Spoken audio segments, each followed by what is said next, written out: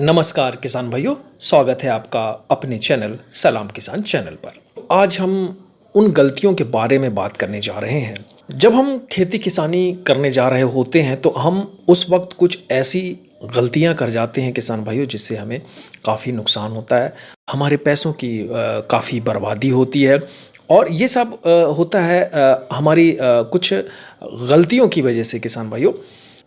तो ये बेहद ज़रूरी है कि हम जब अपनी कोई भी फसल करने जा रहे हैं तो उसकी हमें एक तो पूरी जानकारी होना चाहिए, सटीक होना चाहिए कि हमें कई बार क्या होता है कि हम अपनी फसल को बहुत अच्छा रिज़ल्ट पाने के लिए हम कुछ ऐसी गलतियां कर जाते हैं जिसका हमें उल्टा नतीजा मिलता है और काफ़ी हमें नुकसान होता है।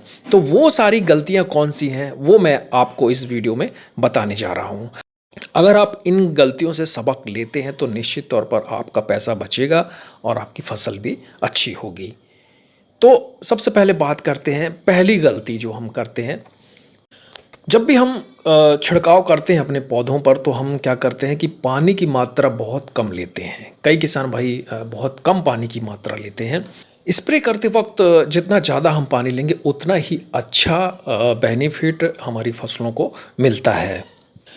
प्रति एकड़ के हिसाब से कम 150 लीटर पानी हमें लेना चाहिए, ये काफ़ी होता है।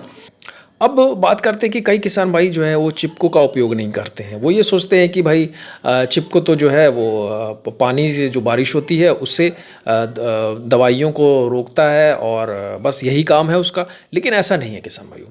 चिपको जो है, चिपको से क्या होता है कि जो दवाई हम डालते हैं वो पूरी तरीके से पौधों में, पत्तियों में, अंदर तक और नीचे की ओर भी ये पूरी अच्छी तरीके से दवाइयों को समा देता है। हमारी कोशिश है किसान भाइयों कि आप इस वीडियो के माध्यम से गलती जो कर रहे हैं वो ना करें, और अगर आप गलती नहीं करते हैं तो निश्चित तौर पर आपको 2 गुना फ़ायदा होगा।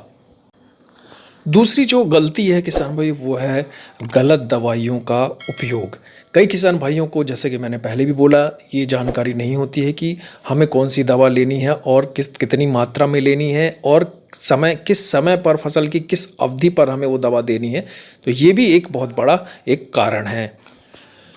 कई बार हम सोचते हैं कि महंगी दवाई लेना उचित नहीं है, चलो सस्ती दवाइयाँ ले लेते हैं और उनका उपयोग करते हैं, लेकिन वो पूरी अच्छी तरीके से काम नहीं करती हैं। तो किसान भाइयों, कम से कम एक मीडियम रेंज आप रखें, जो कि ऐसी दवाई लें जो आपकी फसल के लिए काम भी करें, आपका पैसा बर्बाद ना हो। क्योंकि क्या होता है, जब हम कुछ कम रेंज वाली दवाइयाँ डालते हैं तो समझ में आता है कि यार ये तो कुछ काम ही नहीं करी, तो फिर उसके बाद हम दूसरी दवाई लेके आते हैं, फिर डालते हैं, तो उस तरीके से हमारे पैसे बर्बाद होते हैं।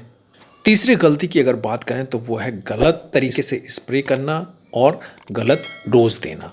कई किसान भाई जो है किसी एक पर्टिकुलर कोई एक टॉनिक या फंगीसाइड को लेते हैं और उनका ये मानना रहता है कि हमको तो अपनी फसल में यही डालना है।